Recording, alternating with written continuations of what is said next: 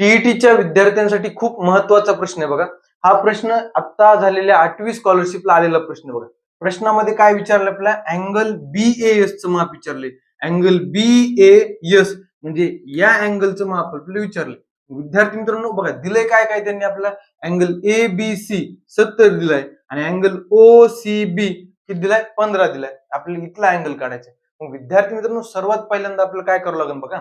समजा मी जर या O सेंटर पासून इथं जर का कन्स्ट्रक्शन केलं आणि OB ड्रॉ केली तर काय असणार?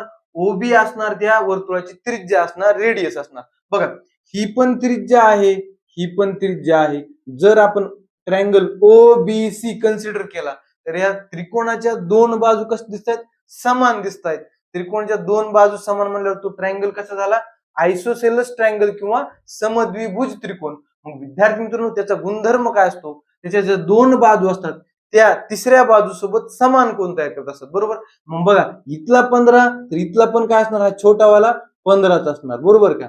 बघा मग हा पूर्ण 70 आहे विद्यार्थी मित्रांनो, पूर्ण 70 आहे. मग इथला किती असणार बघा? 70 मधून 15 वजा केले तर ते उरलेलं येणार किती? 70 वजा 15 किती? 55. आता 55चा आपल्याला उपयोग काय बघा आता ट्रायंगल कन्सिडर करा. कोणता? ट्रायंगल ABO, बरं का. ट्रायंगल ABO, बरोबर. बघा ही पण त्रिज्या आहे, ही पण त्रिज्या आहे. म्हणजे ही सेम झाली, ही सेम झाली.